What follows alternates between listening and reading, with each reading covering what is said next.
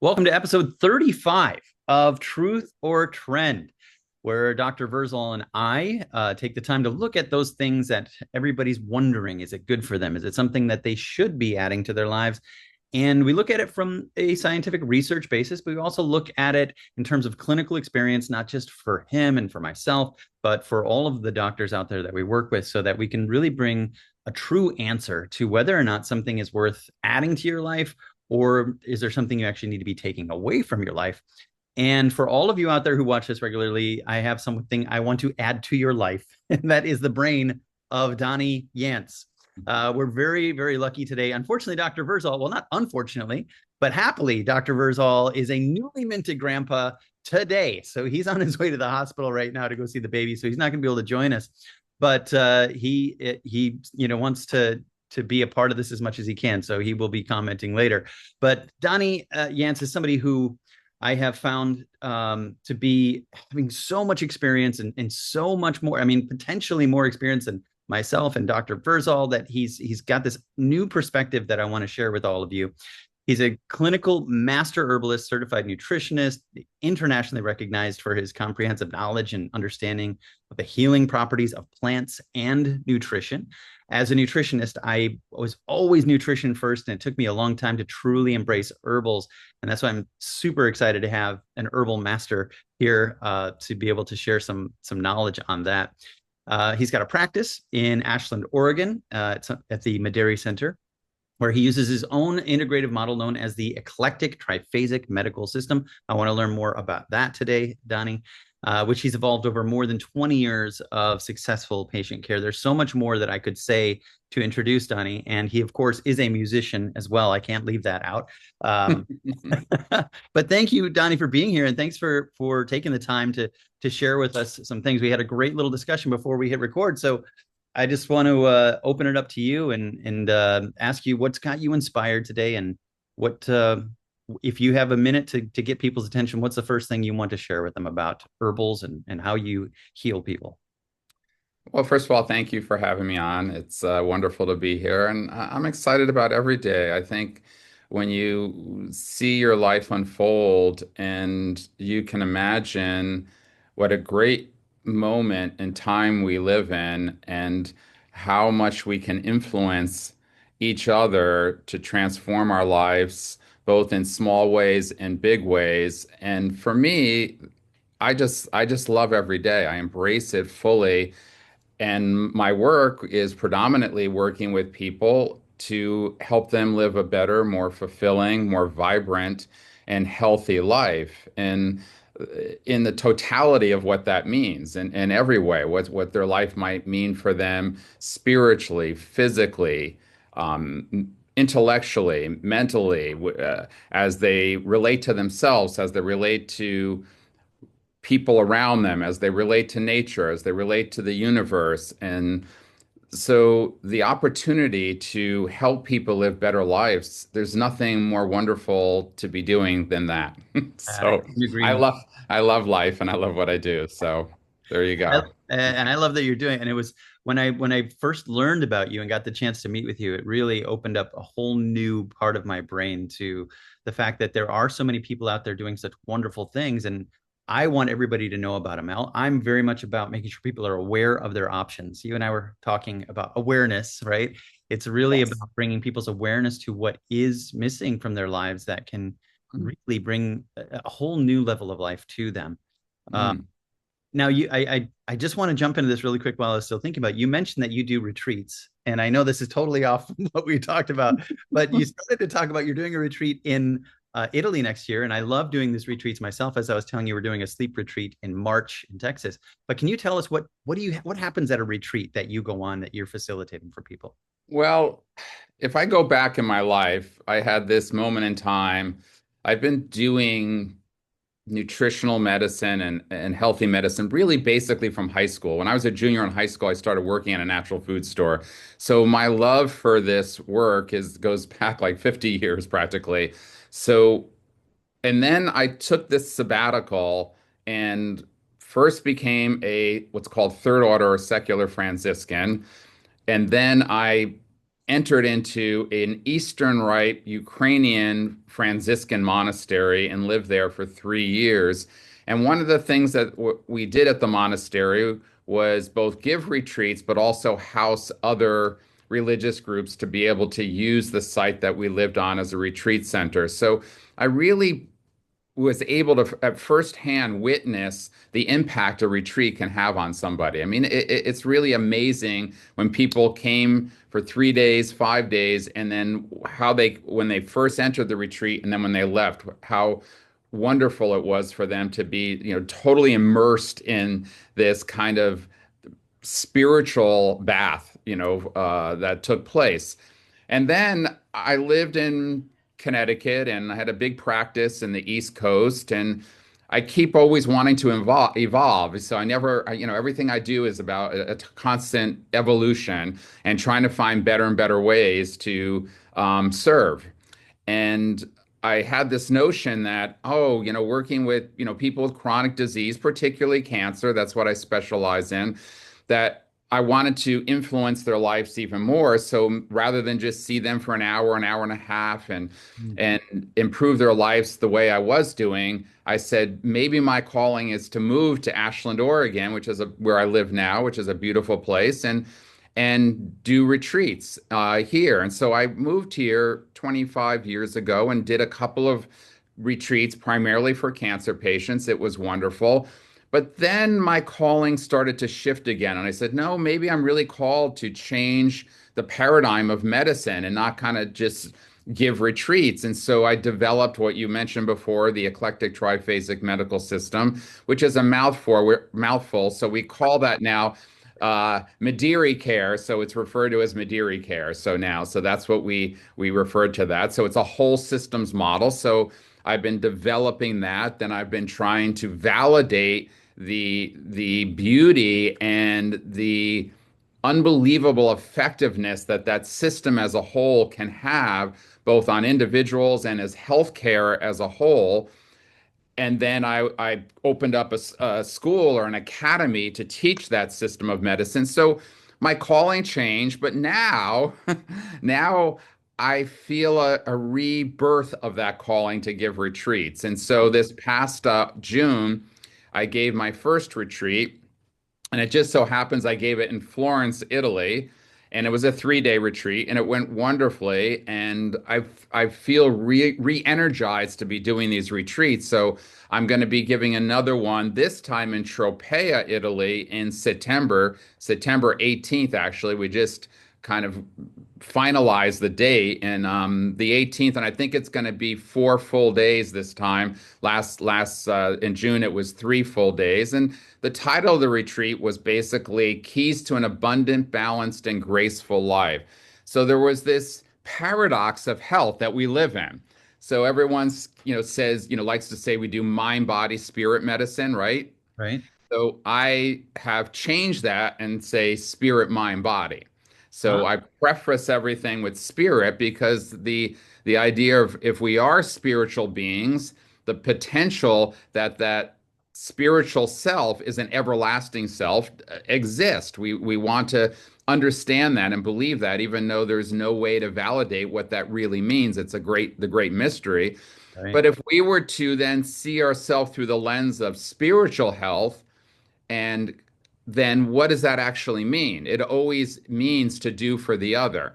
Here I am, I'm a Franciscan. I grew up, being Catholic. We have all these saints that we honored. Saints are saints because not because of what they do for themselves to be healthy, but for what Right. they do for others. And Right. so how do we live in the paradox of health when we're looking at spiritual health? It's always about service and it's always about doing for the other, where when we think in the terms of the health world that we both live in, we think about self-health. Mm, And mm. self-health to me means selfishness in a way.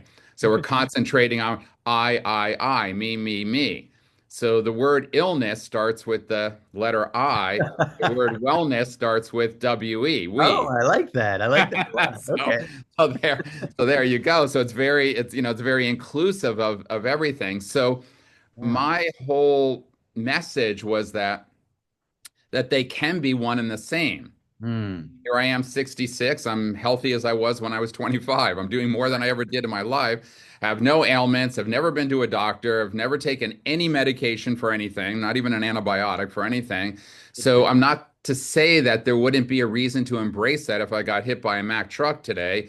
But the idea that I've been able to live this immensely blessed and healthy life, and I push myself to the max, means that I have to do some self-care.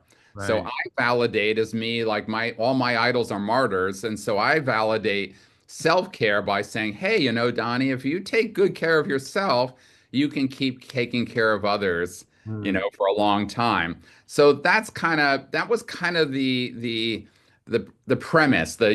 of the whole retreat was understanding this, and that I opened up with a quote by Rumi, which says, I'm not this hair, I'm not this skin, I am the soul that lives within. Oh, wow. Okay. So yeah, so it's like a starting point. So like I don't, even though I was asked to lecture at this anti-aging conference in Dubai, it's like it's like everybody wants to try to live forever, and I'm in this kind of world where everyone's thinking what's anti-aging? And I said, well, what's wrong with aging? I said let's just think about gracefully aging, and Yeah. what's wrong with death? Death is part of life. Life and death are one and the same.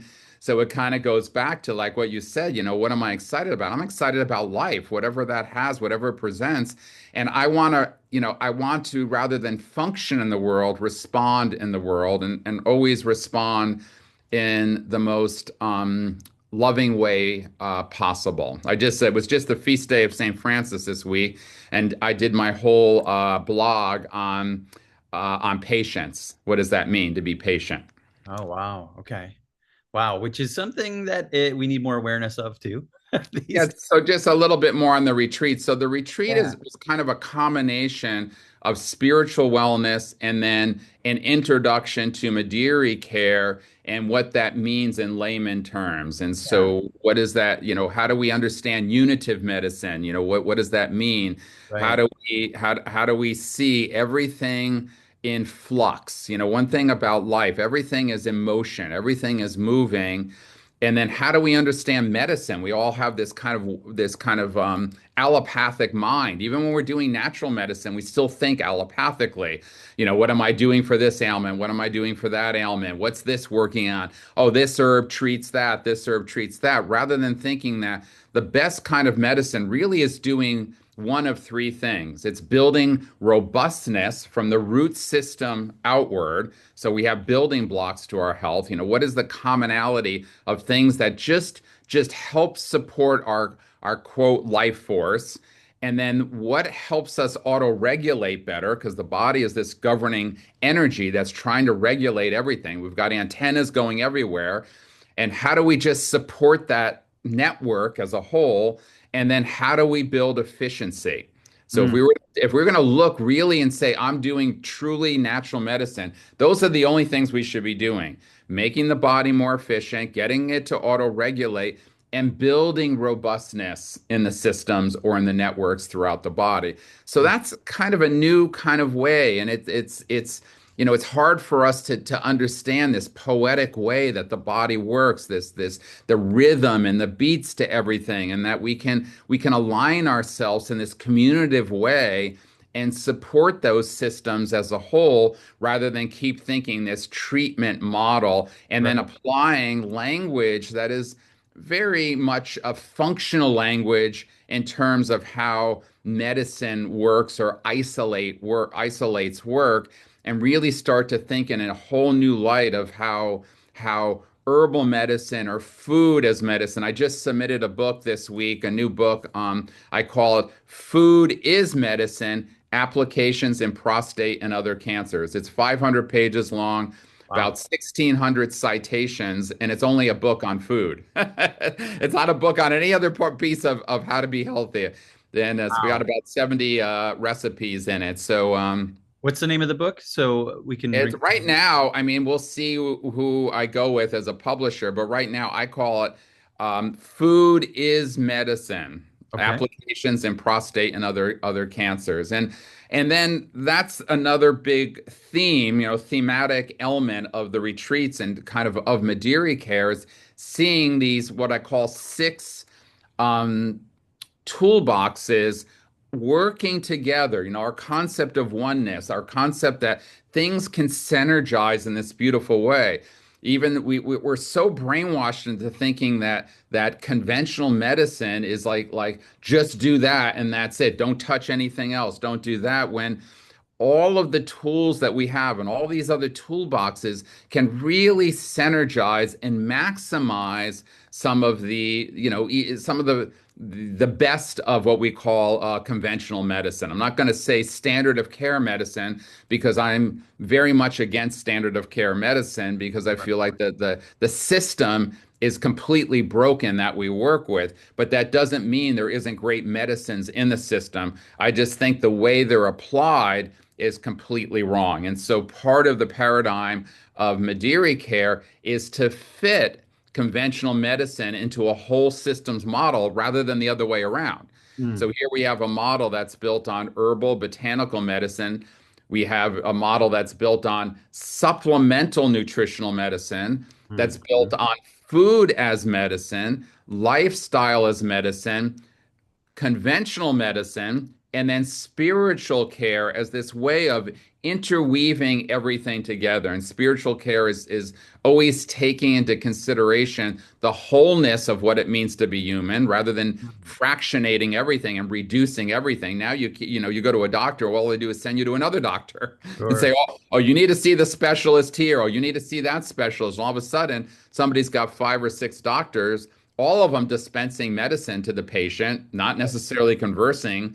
And so somehow we have to get back to the concept that everything about what it means to be human is related to everything else. And so again, that's that concept of the retreat, that Right. that this interwovenness of everything, and who is going to hold hold that in their hand, the wholeness of what it means and how everything relates to everything else. So that's kind of what Mediri does is like it's just seeing the whole and breaking the parts down. There's this concept which I teach in the retreat called hermeneutics. Well, Sure. hermeneutics is a concept that applies to reading sacred texts. Okay. Okay. But what it means is that we do want to use all of our lenses, our telescopes, our microscopes to break all the parts down. Yeah. Then we always see the parts serving the whole. So if Hmm. I'm working with someone with cancer, for example, I'm using three main targets that I'm seeing things through. The Mm, first is kind of built on traditional medicine. Like that means sitting with a person. That means listening to the narrative of that person.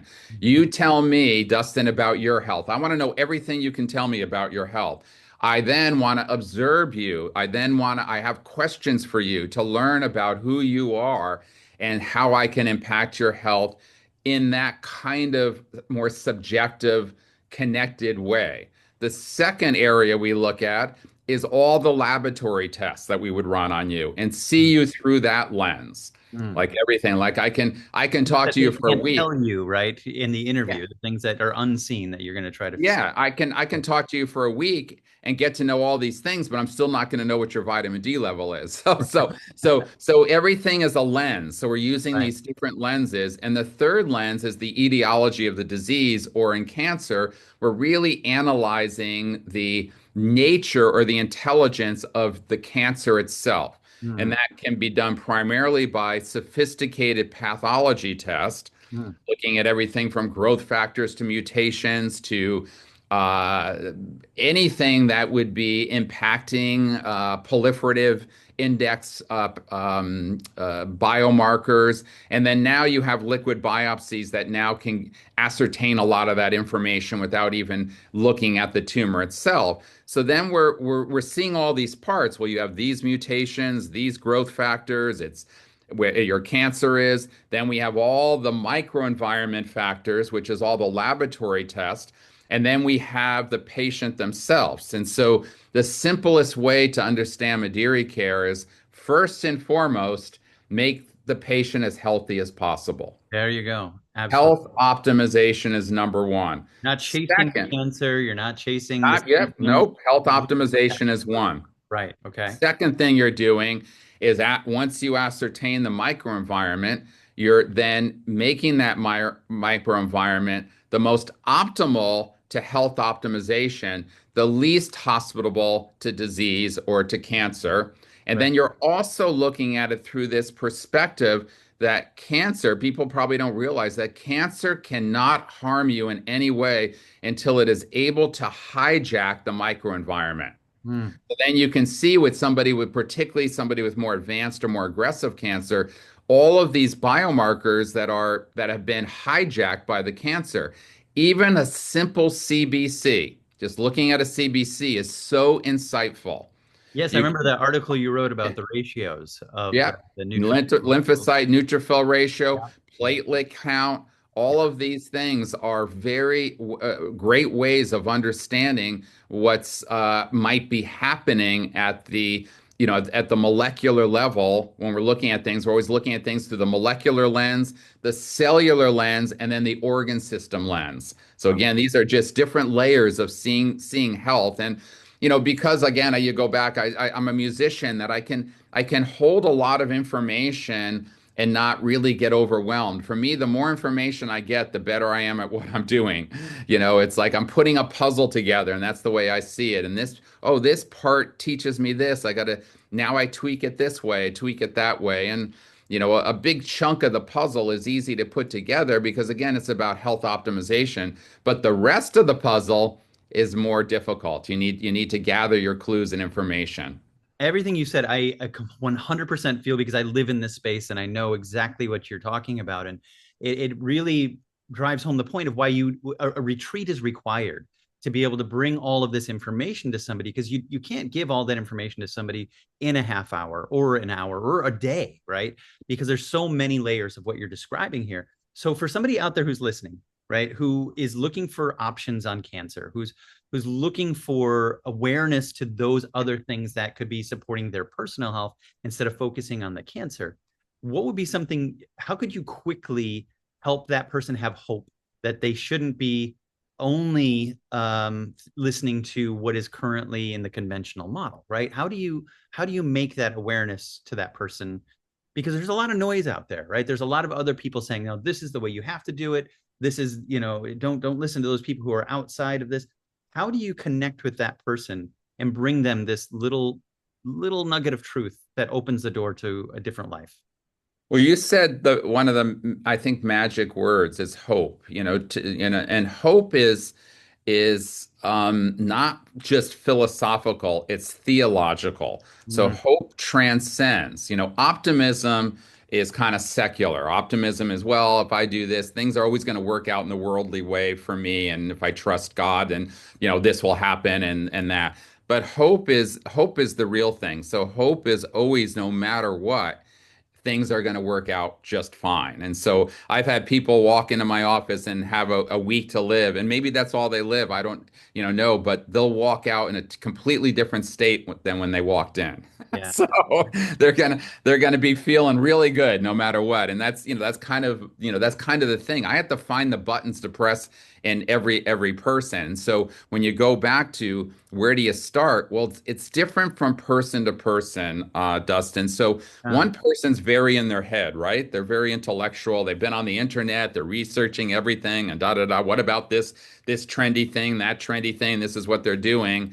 And then another person's not there. They're really in their heart center. They're emotional. So how you approach somebody more emotional is different than how you approach them that's more in their head.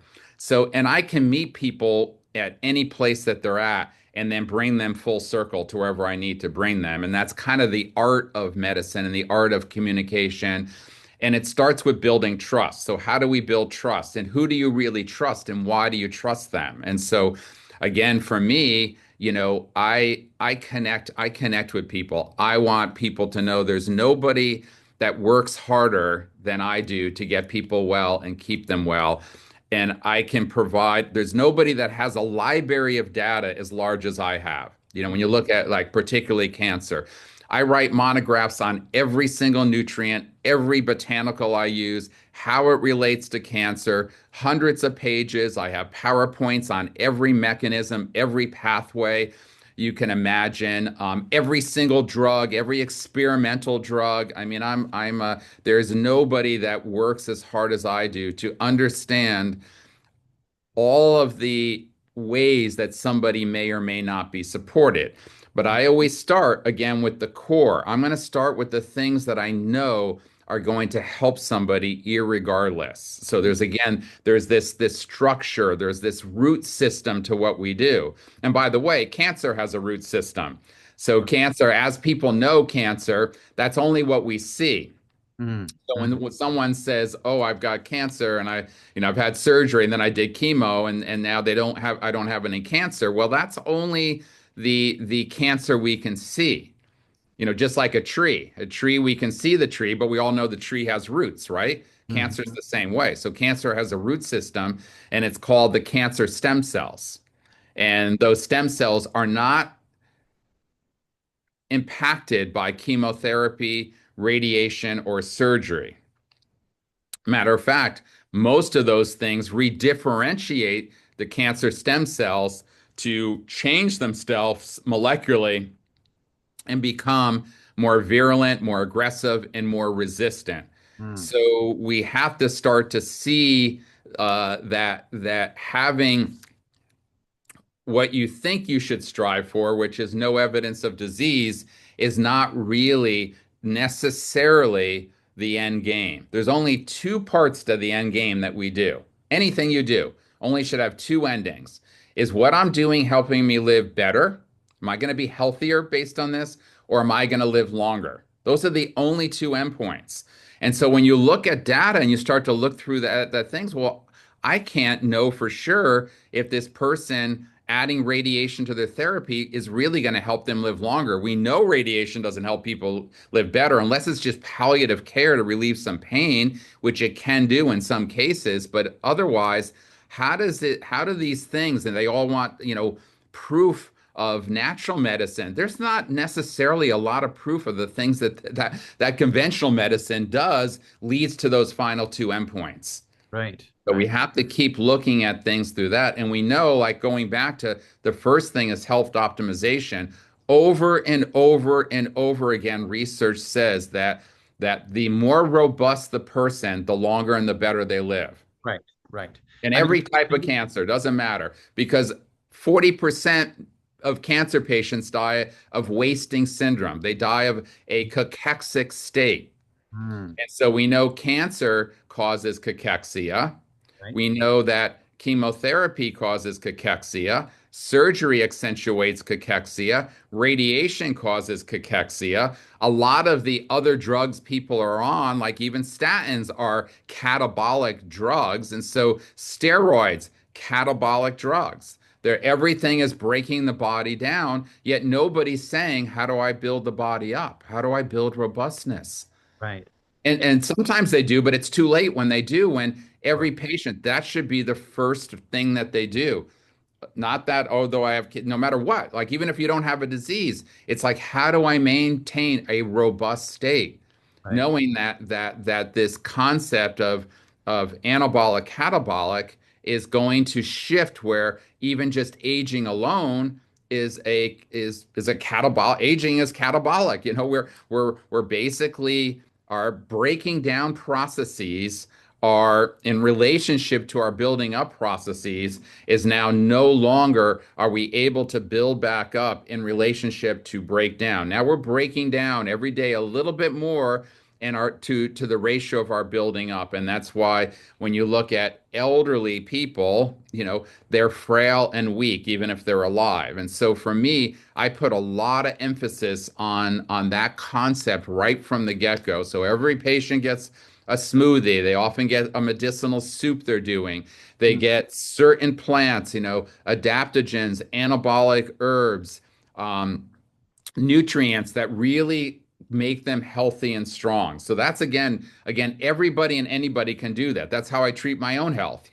So it doesn't matter if you have disease. That's where I start with everyone. And then we start to analyze things that may again make us understand each person of where we might need to do more for them in relationship to that. Whether we're looking at certain anabolic hormones or looking at certain ways that we may in one individual to the next do some personalization to what we need to do. Right. Wow. So the awareness, I think that for the listener out there, because this gets very complicated, is that, and I think what you just said really helped me see it in a great light. That people are doing more that's tearing down their body than they are that's building up their body, and Hmm. that's the equation. If they can understand that they just need to move some things to the category of building up their body and removing things that are tearing it down, make sure that it's in their favor. That's what's going to move them towards health and life for sure. Now, I love that you start with nutrition. Of course, we have to have that for foundations, and then you have these other layers.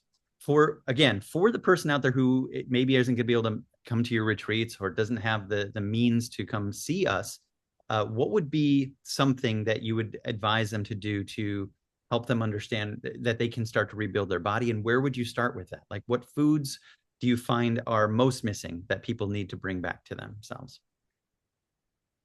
I see food like I see everything, that what makes healthy food is the diversity of things that people are eating. Okay. And I don't, when you see food, you want to see it as through understanding food in the macro sense, in the micro sense, and in the nano sense. Okay. So macro is where people are at, like, oh, how much protein am I getting? How much fat? This and that. We're just tearing food down into these concepts when rather just say, I'm always saying, what food do you eat? I don't want to know like protein. Just give me an idea of how you eat. You don't have to get so caught up in that. But then there's the micronutrition in the food, which is all the vitamins and minerals that are in the food. And then there's this other understanding that people don't really, which is critical, which is I call nanonutrition. So Oh, nanonutrition is the small compounds that are often referred to as secondary metabolites that are really the health promoting compounds. So we're talking about phenolic compounds, flavonoids, carotenoids, sure. lignans, Okay. sterols, terpenes, alkaloids. So these are all things that are really the health promoting things, but we only need small amounts of them. So Hmm. when we think of how do I like to have people food, well, I have everyone get a medicinal smoothie. So I tell everyone, if you drink this smoothie, you're way ahead of the game for the rest of the day. Just eat halfway decent and you're doing fine. But if you wake up and you skip breakfast or you just say, I'm just gonna have, a bagel or something and some coffee, you've given your body no nutrition, and now you've also taxed your body with what you've Right. given it to eat. Because when people don't make good choices, it's a double negative. Right. A Right. double negative because you're basically eating something that's stressing your body and you're starving at something that would otherwise help the body. So food can really be important. So what's So I in the smoothie? Tell us about this smoothie. well, the smoothie, the two formulas of mine that go in everybody's smoothie is one is called Amino Whey Pro, which is a mixture of the highest quality, non-denatured, non-pasteurized, non-homogenized whey protein from a very small farm in Wisconsin, which is the highest percentage of what's called immunoglobulins. It's just a purest type of whey protein, but that's only 50% of it. The other is a array of amino peptides, for example, citrulline, a very specific form of creatine, which is a chelated form. It's not creatine monohydrate. It's a magnesium glycine creatine chelate because monohydrate forms, certain amino acids, if they're not chelated correctly, they degrade rapidly, and you're lucky if you get 10% really bioavailability of those because of the acids in our stomach. So this is a very specific form. And again, you get magnesium bound with creatine as well, and glycine, which is another very important amino acid. You also get a particular amino acid metabolite called HMB, which is kind of a breakthrough nutrient and anabolic nutrition.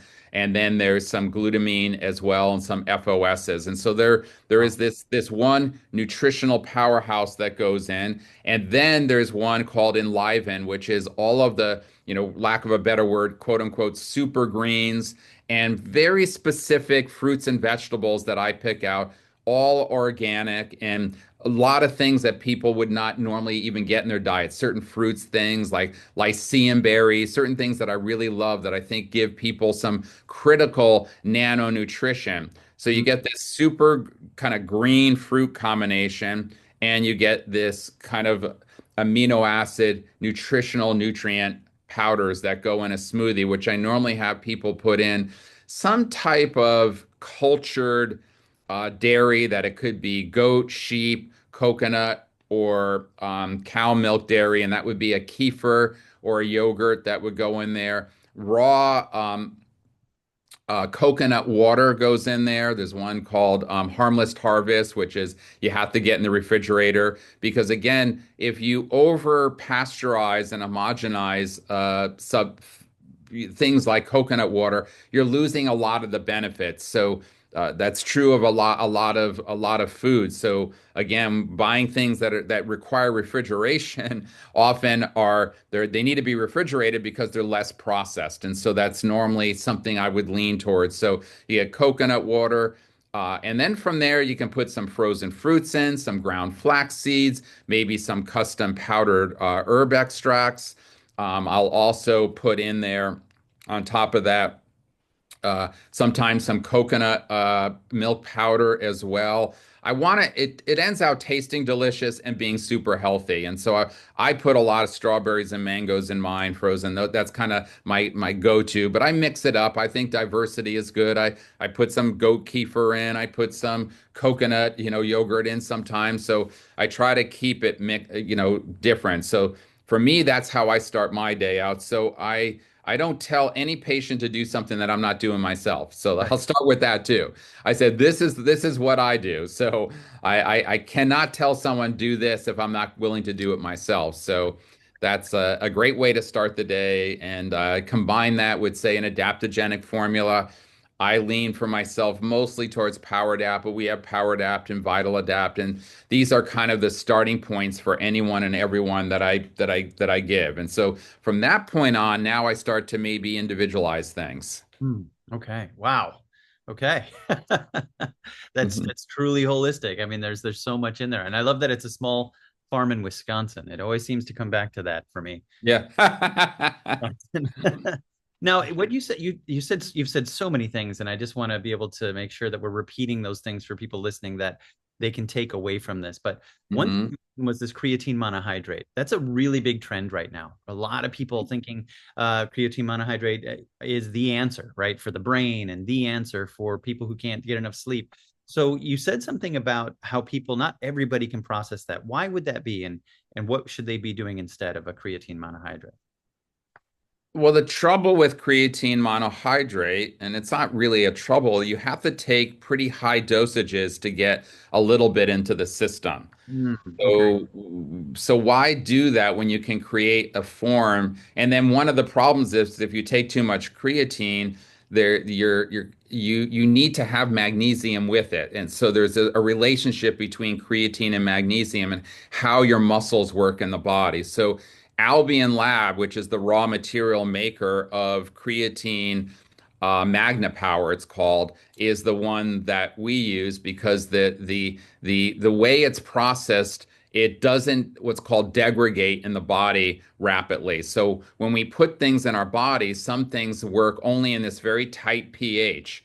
And so when it starts to hit the acids of our stomach, it starts to degrade, and we don't. Our gut is a very stingy spot. It doesn't want anything to go in our bloodstream unless it knows it's good for us. Right. And so Right. it's like this mesh that's there. And people have this term leaky gut. That means things are getting into our body that probably shouldn't, and then we start to react to them. So even though it's a trendy concept, I do think it's valid in that concept of understanding this kind of mesh that we have. And actually, what we learn about food and with botanical medicine, which I'm sure your audience will really find fascinating and beautiful, is that whatever we ingest, when we ingest food and we ingest botanical medicine, the true healing compounds aren't in the food or in the medicine or in the herbs. What really happens is that as herbs enter into our gut, they bathe in there for a while. They bathe and they mix, and all of a sudden, our gut in the plant world communicates, and they start to form these new molecules. And those molecules are small particle size because that's the only thing that penetrates through that gut is the very tiny particles. And so we create what's called metabolites.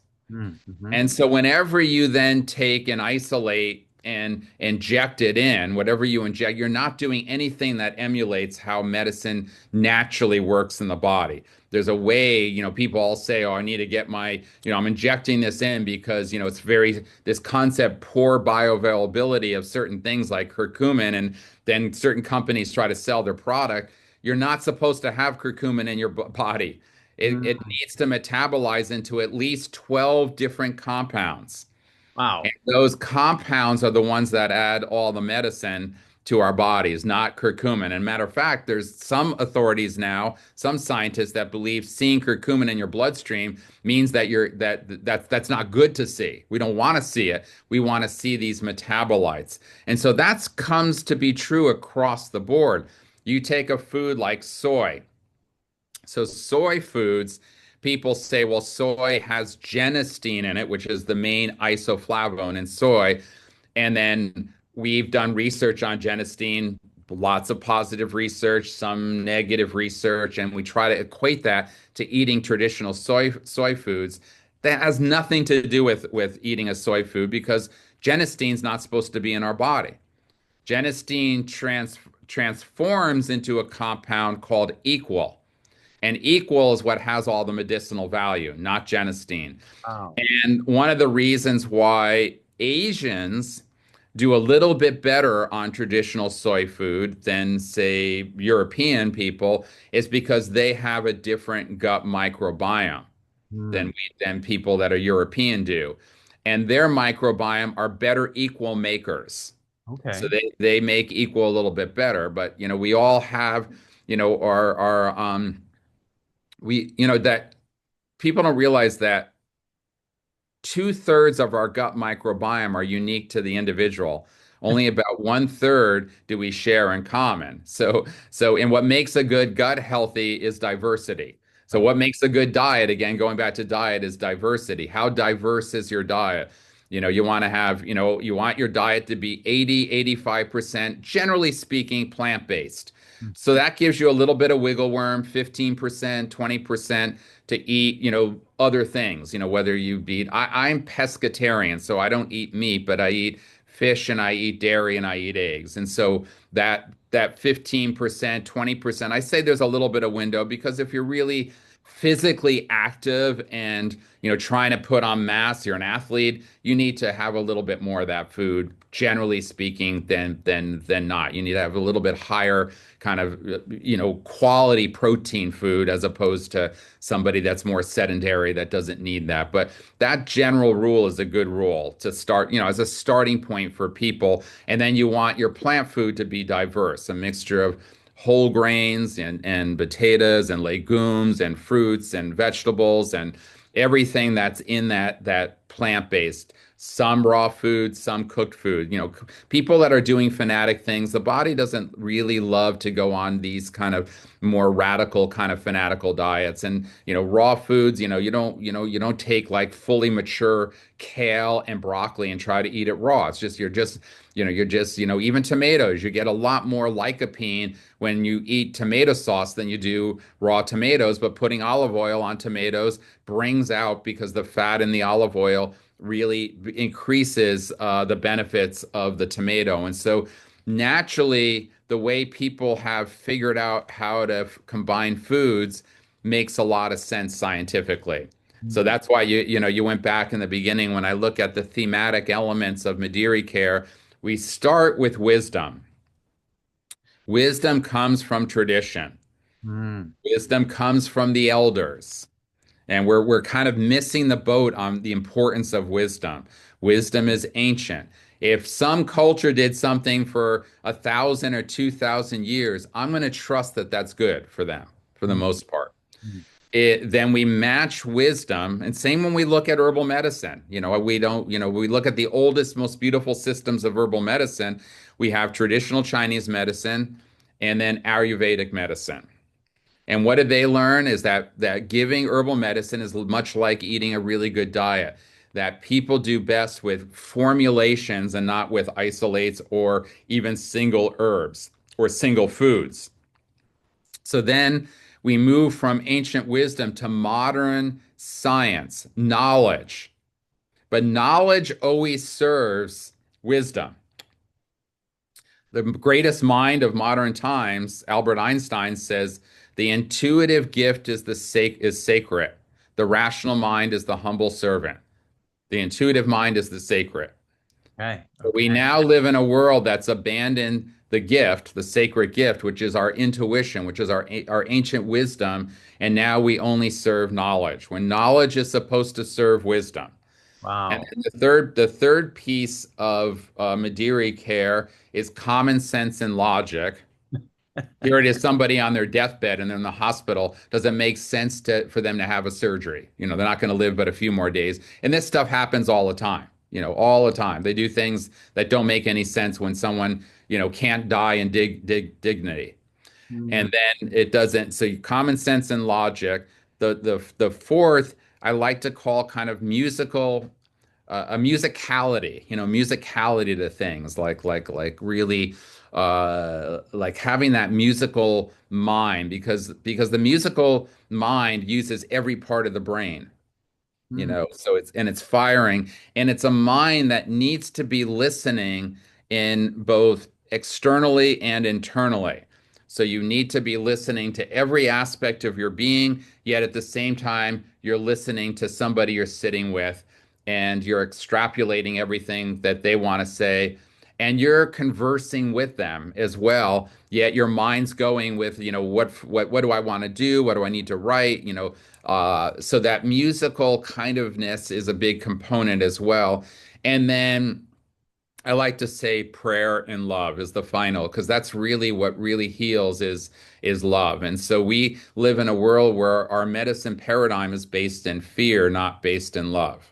right. You want love, you go see your pastor, your priest, your rabbi. If you want that care, we're not here to do that. And the paradigm is set up in fear because if you and I are practicing medicine in the paradigm, and say you're an oncologist, you have a patient comes, it's written it's in the books exactly based on your stage and a little bit of information what you can and cannot give your patient. So you have first line therapy, second line therapy. It doesn't matter often where you go in the whole country. Often, and many cancers now, you talk about all the breakthroughs in cancer are still being treated the same way they were treated 25 or 30 years ago. Right. And Right. you really can't get necessarily to something that may actually be really effective until you've failed first, second, and third line therapy. Hmm. And so the system is then based in fear because a doctor cannot deviate from standard of care out of fear of losing their license and Right. being Right. sued and all of those things. Sure. And then a patient, often going back to why does a patient do what they do or who do they trust? Often they don't know. They're just responding out of fear. Wow. They're afraid. They're afraid. So they're often making choices. I have to do this because I'm afraid if I don't, and so when we know that love is really what heals. And so Madiri care always starts with this concept of fearlessness and courage and love. So with love comes courage. Mm-hmm. Yes. Donnie, so many treasures you've given everybody listening today. I'm going to have to listen to this many, many times over. And I know I have a limited time with you on this. Hmm. But I did want to ask a little more about that spiritual aspect of healing somebody's cancer. I know that there are practitioners out there who believe that there's certain emotional experiences that contribute to it, right? Hate, anger, resentment is one that I've heard often talked about that.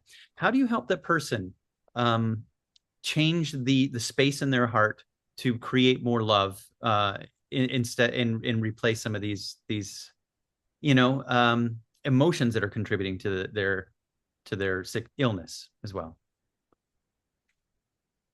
Well, forgiveness is pivotal for sure. It's central to transformation. Yeah. So that's, you have to start with there. And when we say spirituality and spirit means different things to different people. And so to me, I have to get to know where someone's at and figure out how to work with that again based on the individual. If I'm talking to somebody that's, say, I know how to talk to people that have some connection to some sort of faith there.